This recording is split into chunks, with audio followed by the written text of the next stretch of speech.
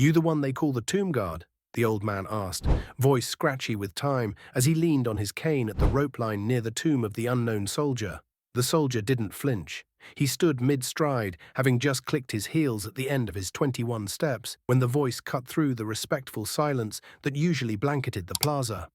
The sun cast a golden wash over the white marble, and the autumn wind carried just enough chill to make the leaves tremble. Slowly, the guard turned his head, breaking protocol. A rare thing, a powerful thing.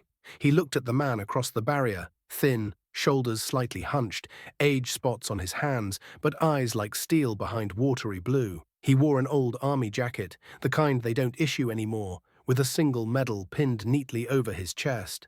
The guard stepped forward, not for show, not for ceremony, just for him. People around the plaza turned, conversations died mid-sentence, camera phones dropped to their sides. Something real was happening. "Yes, sir," the guard said with quiet dignity. "That's me." The old man smiled, lips trembling. "You walk cleaner than anyone I've ever seen." The guard gave the faintest nod. "It's my honor." "Mine too," the old man said. "My brothers are in there. I never thought I'd live long enough to meet the one guarding them." The soldier's jaw tightened. "May I ask where you served?"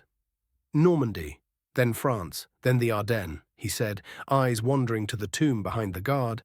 "Watched half my unit get wiped before we hit the woods. Came home without half my heart."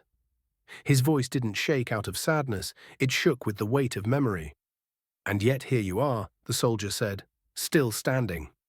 "Because someone has to," the old man replied. "Someone has to remember them when the rest of the world forgets." There was a pause, a sacred one, the kind that doesn't ask to be filled. Then the guard did something almost no one had seen before. He removed his glove, folded it neatly, tucked it into his belt, and held out his bare hand. "Would you walk with me?" The old man blinked. "You're allowed to do that?" "I'm allowed to do what feels right," the soldier said, "and today this feels right." A hush fell. A nearby family gasped softly. One woman whispered, "Is this allowed?" But no one interrupted. Two fellow guards stepped over, gently unhooking the rope, helping the old man step past it. The moment his foot touched the marble, the plaza shifted. You could feel it in your chest. Time slowed. Reverence deepened, and side by side they walked, slow, solemn steps, down that sacred line. 21 of them. The old man matched him stride for stride. No limp, no hesitation. Like muscle memory. Like it mattered. They turned together, 21 steps back. No music, no words. Just the wind, the weight of decades, and the echo of boots meant to guard the soul of a nation.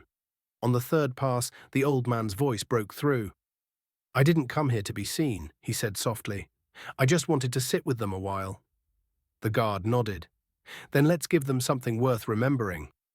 When the walk ended, the soldier stood still, facing the tomb. The old man turned to the crowd, many of whom now had tears on their cheeks, hands over hearts, or phones lowered in reverent respect. He didn't speak to them, he didn't need to. But as he raised one final salute to the tomb, it felt like the kind of goodbye you only give once in your life.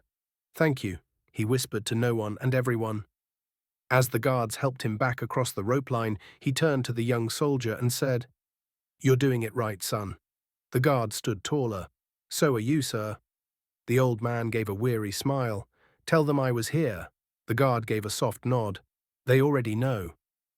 As the veteran disappeared into the slowly dispersing crowd, one child asked his father, "Was that man famous?" The father bent down and said, "He is now." So some moments don't need medals or headlines, just a handshake between generations and the silence of understanding that comes with carrying the memory of those who never came home. Before we end this story, let us know in the comment, where are you watching from? If this story moved you, subscribe to the channel, hit that like button, and drop a comma in the comments below.